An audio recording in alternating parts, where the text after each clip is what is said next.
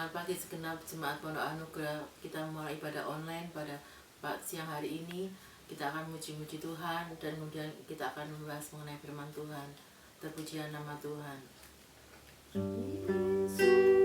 Yesus, kami puja, kami sembah sebagai Raja. Berdiri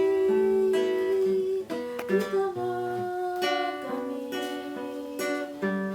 ditinggikan dan dipuji. Yesus, kami puja,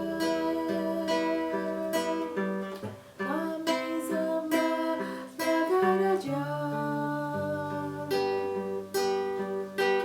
Berdiri di tengah kami, ditinggikan dan dipuji. Sembah dan puji bertatamu, sembah dan puji bertatamu, sembah dan puji bertatamu. Yesus Tuhan adalah Raja.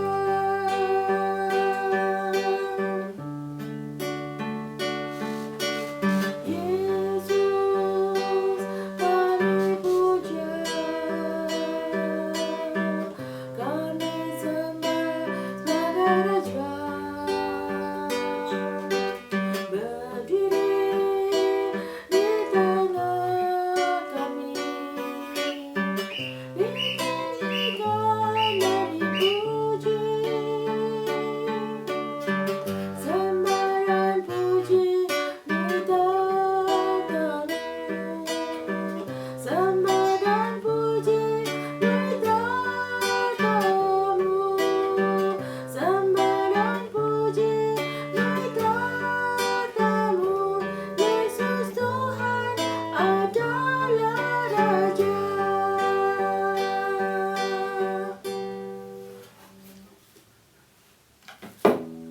Mari kita berdoa. Bapa di surga, terima kasih Tuhan atas upah saat indah ini. Maka bisa mendengarkan firman-Mu Tuhan. Biarlah firman-Mu Tuhan bisa berakar di dalam hati kami. Kau pakailah Tuhan hamba-Mu yang membawakan firman-Mu Tuhan. Biarlah Tuhan Kau berkati, Kau pakai makin hari makin luar biasa Tuhan. Biarlah Tuhan kami bisa menyampaikan, hamba-Mu bisa menyampaikan isi hati-Mu Tuhan pada para jemaat-Mu semuanya Tuhan. Kau berkati Tuhan firman-Mu ini, kebaktian ini dari awal, pertengahan sampai akhirnya.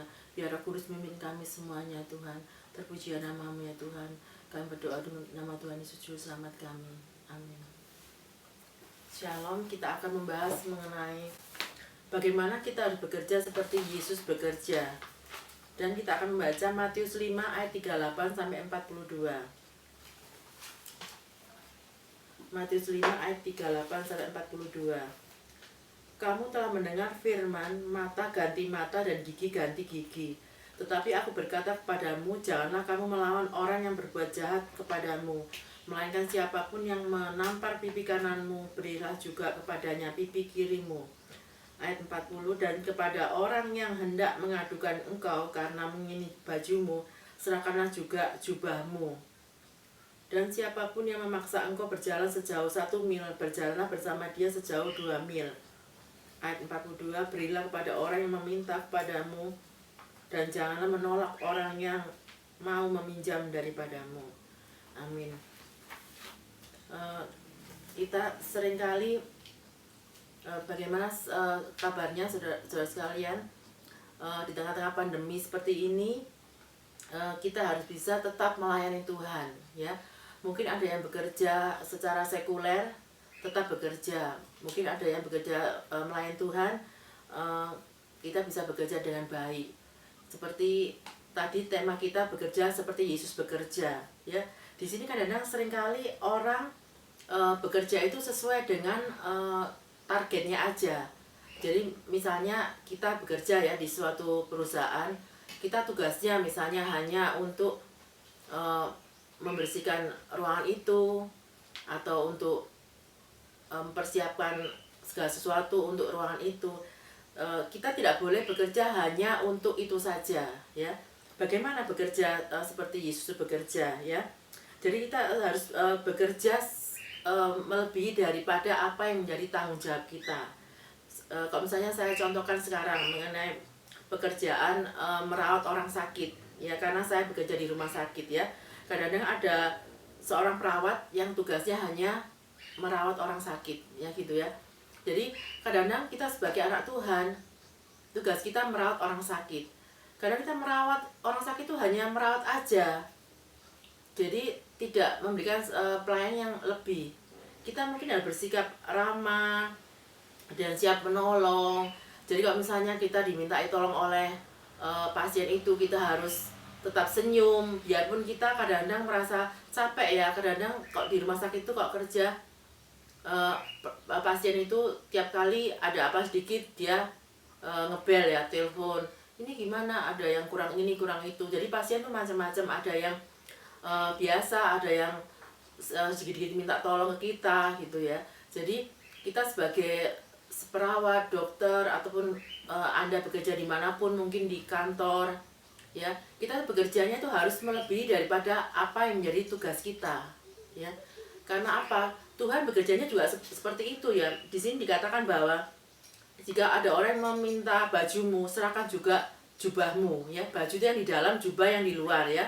Kok ada orang yang meminta kita untuk berjalan 1 mil, kita harus berjalan 2 mil, ya. Terus janganlah kamu menolak orang yang meminjam daripadamu, ya.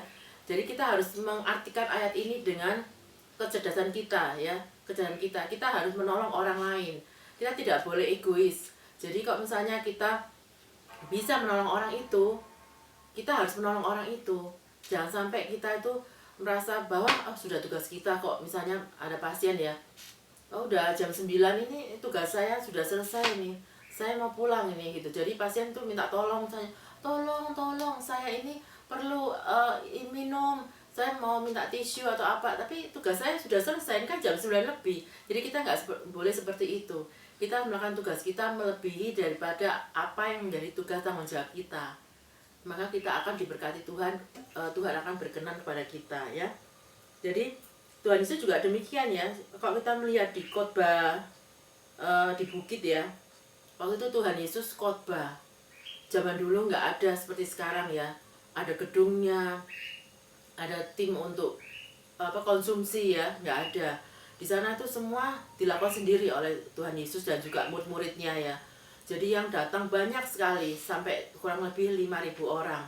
Di situ Tuhan Yesus setelah memberikan firman Tuhan sampai 3 hari, Tuhan Yesus bertanggung jawab untuk memberi mereka makan, ya. Padahal itu sebetulnya tanggung jawab siapa itu? Kan sebetulnya bukan tanggung jawab Tuhan Yesus, tapi Tuhan Yesus semua memberikan pelayanan luar biasa, ya.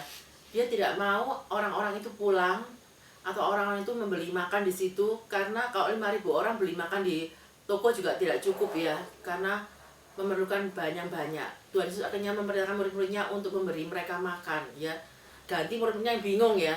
Bagaimana kita memberi makan orang segini banyak, 5.000 ini, ya. Toko nggak cukup, uangnya juga nggak cukup. Tapi luar biasa, ya, Tuhan membuat mujizat, ya.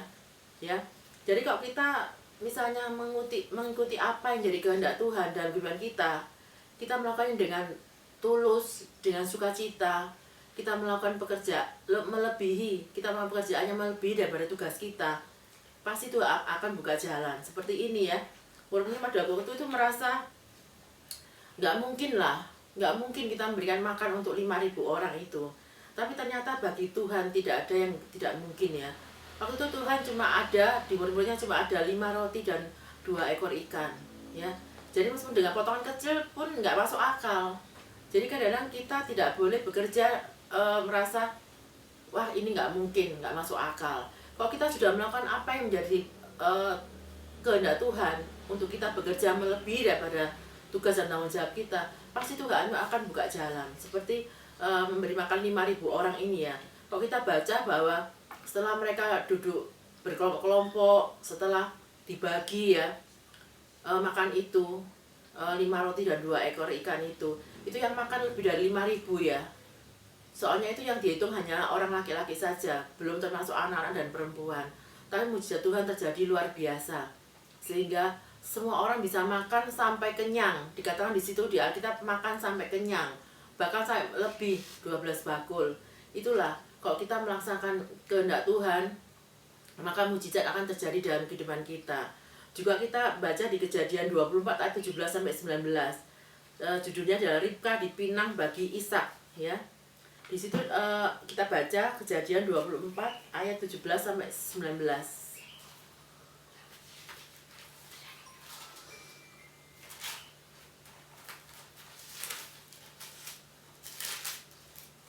Ya, kita baca 17 sampai 19 ya. Kejadian 24 ayat 17 sampai 19. Kemudian berlarilah hamba itu mendapatkannya serta berkata, "Tolong beri aku minum air sedikit dari buyungmu itu." Ayat 18 jawabnya, "Minumlah Tuan." Maka segera diturunkannya buyungnya itu ke tangannya serta diberinya dia minum. Ayat 19, setelah ia selesai memberi hamba itu minum, berkatalah ia, "Baiklah, untuk unta-untamu juga kutimba air sampai semuanya puas minum." Ya, ini yang luar biasa, Ribka, ya. Ribka di sini dikatakan bahwa dia adalah seorang pemudi, ya. Seorang pemudi. Kalau kita melihat sekarang seorang pemudi, apakah dia kuat untuk bisa ngambil air itu, ya, menimba air, ya. Kok zaman sekarang jarang ya orang melihat orang menimba air di sumur. Tapi waktu zaman kecil saya pernah itu mengalami. Jadi orang kalau zaman dulu itu kalau misalnya mau ngambil air tuh nggak seperti sekarang, dibuka keran langsung keluar air. Kalau zaman dulu waktu kecil saya itu dia harus ngambil air pakai nimba. Satu nimba itu kadang-kadang berat banget ya. Satu ember air itu berat banget ya. Jadi perlu perjuangan, perlu tenaga. Jadi kalau kita melihat bahwa Ribka itu melakukan tugas melebihi daripada apa yang menjadi tanggung jawabnya. Kalau kita melihat bahwa yang minta minum itu adalah hambanya Abraham, tetapi dia menawarkan diri untuk memberikan minum kepada unta-unta. Untanya banyak, mungkin satu unta bisa lebih 2 ember apa 3 ember. Kalau untanya banyak, mungkin dia harus lebih bekerja keras. Kita harus mencontoh Ribka, padahal dia seorang anak perempuan, tapi dia mempunyai hati yang bagus sekali, hati yang baik sekali. Dia bisa mau menolong orang, ya. Dan dia melakukan tugasnya melebihi daripada apa yang menjadi tanggung jawabnya. Tanggung jawabnya dia sebetulnya nggak ada, kan dia nggak kenal sama orang itu, ya. Orang itu minta minum, ya kan. Tapi setelah dia berikan minum, untanya juga diberi. Kita tuh harus seperti itu. Tuhan suka dengan orang yang bekerja seperti itu. Jadi bekerjanya luar biasa, ya. Dia habis-habisannya bekerjanya itu sungguh-sungguh, dia itu tulus dan menyenangkan, ya, kalau melaksanakan tugasnya itu, ya. Tuhan ingin bahwa kita harus seperti Ribka itu yang melakukan tugas lebih dari tanggung jawabnya, ya. Makanya kalau kita melihat bahwa Ribka itu sungguh adalah orang yang diberkati Tuhan, ya, karena dia itu mempunyai hati yang tulus dan juga dia itu mau membantu orang lain biarpun dia baru kenal, ya. Dan juga ini kalau kita melihat bahwa perbedaannya, ya, antara bekerja untuk dunia dan juga Tuhan, ya. Kalau di sini dikatakan bahwa kalau bekerja untuk dunia hanya melakukan tugas yang menjadi tugasnya saja. Kadang kalau saya bekerja, kebanyakan orang bilang gini, lakukan sesuai tupoksi, jadi tugas pokok. Tupoksi tugas pokok, ya, gitu. Jadi lakukan aja sesuai tupoksi tugas pokoknya, gitu. Jadi kalau dunia itu hanya melakukan tugas yang sesuai menjadi tugasnya aja kalau pekerjaan dunia. Tapi kalau Tuhan melakukan tugas yang menjadi tugas dan tanggung jawab kita. Jadi melebihi daripada tugas pokok kita. Sebab kalau melakukan pekerjaan untuk Tuhan, kita juga melakukan pekerjaan yang lain lagi. Bukan hanya tugas kita, tapi tugas yang lain lagi. Seperti Tuhan Yesus itu, dia memberitakan Injil, tapi dia akhirnya kasihan, dia memberi makan orang-orang itu. Itulah pekerjaan Tuhan. Jadi nggak ada pekerjaan Tuhan yang, wah saya cuma ini tugas saya cuma khotbah aja nih, gitu. Yang lain enggak, saya nggak mau tahu. Saya cuma jadi ini kok tante puji-pujian, ya, mungkin puji-pujian gitu. Yang lainnya saya nggak mau tahu, gitu. Nanti orang ini bagaimana, ini ada jemaat tua ini kok jalan perlu dituntun atau apa gitu ya. Enggak, saya nggak mau tahu masalah itu. Kita nggak boleh seperti itu. Kalau kita melayani pekerjaan Tuhan, kita harus melakukan pekerjaan yang melebihi daripada yang menjadi tanggung jawab kita ya. Beda dengan dunia. Kalau dunia itu sekuler hanya melakukan apa yang menjadi tugas kita, tugas pokok kita, tupoksi kita ya. Kedua, kalau pekerjaan dunia itu menurut logika ya. Kalau pekerjaan Tuhan itu menurut iman ya. Jadi kita kalau misalnya dunia itu selalu main logika. Misalnya kalau kita nabung uang 100.000, berarti nanti kita dapatnya kalau misalnya 1 tahun mungkin dapat bunga mungkin bisa 125 apa 200.000. Tapi kalau misalnya pekerjaan Tuhan, dia itu karena iman. Jadi beda. Seperti tadi itu, kalau misalnya Tuhan memberi makan dengan 5 roti dan 2 ekor ikan, itu kalau menurut logika sudah sama sekali tidak masuk akal ya. Karena 5.000 orang atau 12.000 ya, sesungguhnya itu 12.000. Kalau diberikan 5 roti 2 ekor ikan, dipotong kecil-kecil pun nggak cukup. Nah ini setelah makan kenyang malah berlebihan. Nah itulah, kalau kita melayani Tuhan itu kita harus berdasarkan iman, jangan berdasarkan logika ya. Kedua, kalau misalnya kita melayani saat dunia itu dampaknya pada sedikit orang ya.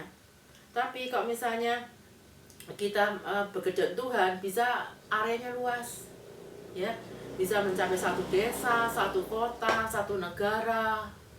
Seperti kalau misalnya kita berkhotbah seperti ini ya kan, dampaknya kita nggak tahu, mungkin bisa didengarkan dari ke negara lain, dengarkan kota lain.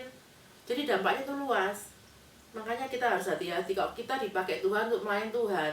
Kita harus betul-betul melaksanakan itu. Jangan sampai kita menyepelekan. Sudah dipilih untuk melayani Tuhan, kita nyepelekan. Aduh, males lah kita, apa itu melayani Tuhan itu apa gitu ya. Kita tidak boleh, kita harus bekerja seperti Tuhan bekerja ya. Terus yang berikutnya, kalau kita bekerja di dunia, kita mendapat berkat jasmani. Tapi kalau misalnya kita melayani Tuhan, kita dapat 2, berkat jasmani, rohani ya. Kalau kita melayani Tuhan tuh, Tuhan bukan hanya memberikan berkat jasmani aja, berkat rohani juga. Apa itu? Sukacita, kedamaian ya. Kalau kita melayani Tuhan tuh, kita merasa senang, tenang gitu. Karena apa? Kita dekat dengan Tuhan. Orang yang dekat dengan Tuhan itu akan bersukacita terus. Biarpun keadaan dunia ini makin parah, dia tidak terpengaruh dengan dunia ini ya. Kalau orang melayani Tuhan itu hidupnya penuh dengan sukacita. Karena apa? Karena dia dekat dengan Tuhan. Orang yang dekat dengan Tuhan itu hidupnya selalu ditata oleh Tuhan, diatur oleh Tuhan, sehingga dia akan penuh sukacita. Hidupnya tiap hari jadi berkat bagi banyak orang. Jadi kita bisa bedakan kan, orang penuh sukacita apa tidak penuh sukacita. Jangan mikir semua itu ada kaitannya dengan uang ya. Ada orang kaya yang tidak punya sukacita juga ada. Orang nggak punya apa-apa tapi punya sukacita juga ada ya. Jadi makanya kita harus tahu bahwa kalau kita melayani Tuhan, berkat Tuhan bisa berkali-kali lipat ya. Kita dapat berkat jasmani, dapat berkat rohani ya.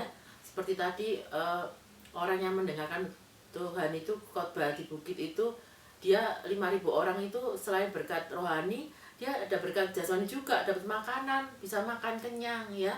Ini adalah semua berkat Tuhan ya. Dan juga kita hanya kalau bekerja di dunia itu kita hanya bisa menyenangkan manusia ya. Tapi kalau misalnya kita bekerja untuk Tuhan, kita dua-dua bisa menyenangkan hati manusia, menyenangkan hati Tuhan. Kita berkat Tuhan. Kita di dunia ini, kita hidup sementara. Jadi, kalau kita bekerja, kita harus bekerja untuk Tuhan. Kalau kita melakukan segala sesuatu, kita harus bekerja untuk Tuhan. Kita harus ingat itu. Jangan sampai kita hanya merasa bahwa kita hidup cuma di dunia ini aja. Setelah itu nggak tahu, itu salah. Ya. Kalau kita bekerja, kita harus bekerja untuk Tuhan. Kalau kita bekerja untuk Tuhan, kita kerjanya akan luar biasa. Ya. Jangan sampai ada orang sih, aduh kita kerja ini bos saya ini nggak ada, udah enak-enak aja lah gitu, orangnya nggak ada, udah saya nganggur aja lah gitu. Tidak gitu ya. Kalau orang yang kerjaan Tuhan itu, Tuhan melihat gitu. Jadi Tuhan melihat apa yang kita lakukan ya. Jadi makanya kita tuh kalau misalnya mengerjakan sesuatu di pekerjaan sekuler pun, kalau kita merasa bahwa Tuhan tuh melihat akan pekerjaan kita akan mengerjakannya itu dengan sungguh-sungguh, bukan asal-asalan gitu. Jadi makanya kalau misalnya kita mengerti bahwa kalau kita melakukan pekerjaan, biarpun bukan hanya di gereja, tapi mengerjakan sesuatu di rumah sakit, di mana, atau di kantor ya, tapi kalau kita merasa bahwa wah, kalau apa yang kita kerjakan itu Tuhan pasti akan melihat gitu ya, kita harus mengerjakannya dengan luar biasa ya. Dan juga kita harus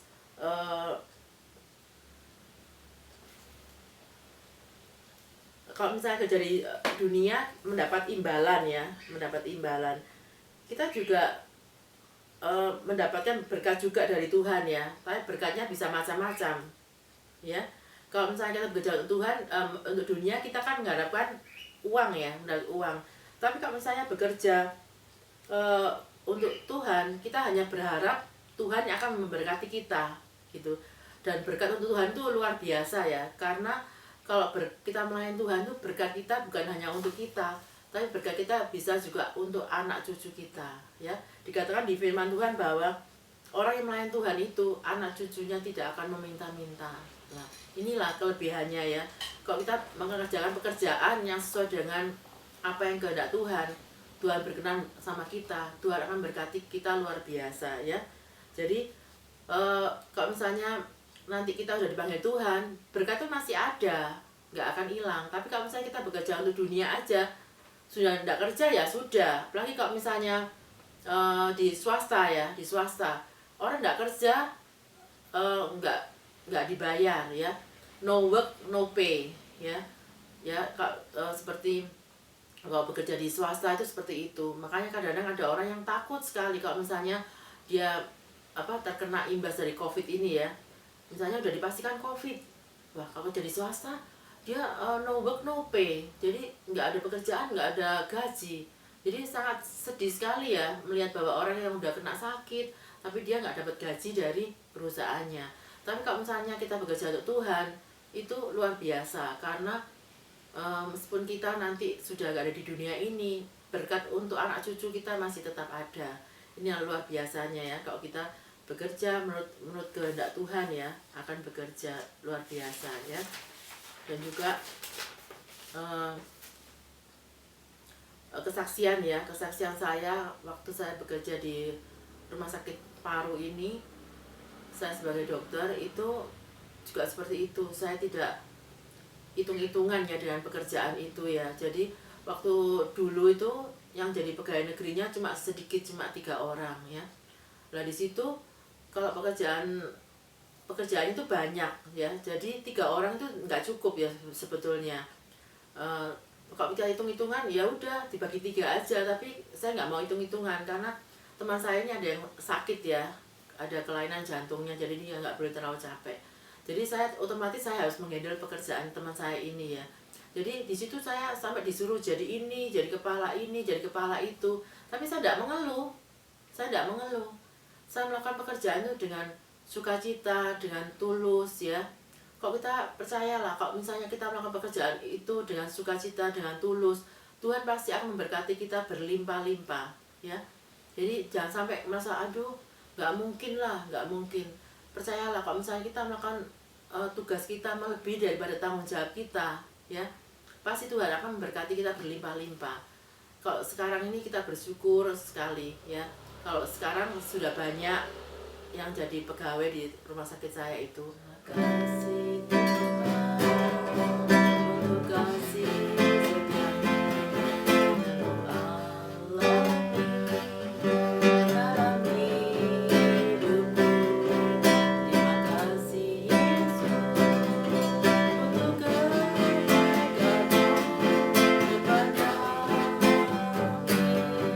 hidupku.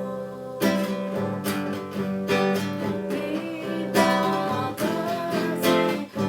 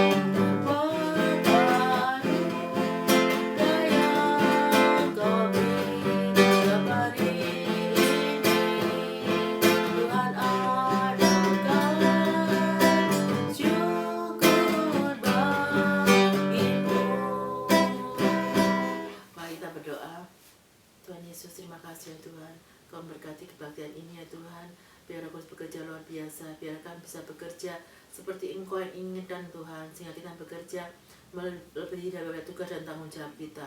Kau berkati Tuhan anak-Mu dimanapun dia berada, berkatilah mereka Tuhan, pakailah mereka makin hari makin luar biasa, jadi berkat bagi banyak orang dimanapun mereka bekerja Tuhan, di sekuler apapun yang di gereja Tuhan. Kau berkati mereka Tuhan, anak-Mu, biar mereka sadar Tuhan, agar mereka takut akan Engkau dan bekerja dengan hati yang tulus dan tanggung jawab, dengan hati yang sukacita Tuhan. Maka dia menjadi penjala-penjala jiwa di akhir zaman Tuhan. Terima kasih ya Tuhan, terpujilah nama-Mu Tuhan. Kami berdoa di nama Tuhan Yesus Juru Selamat kami. Amin. Sekian ibadah kali ini, Tuhan memberkati.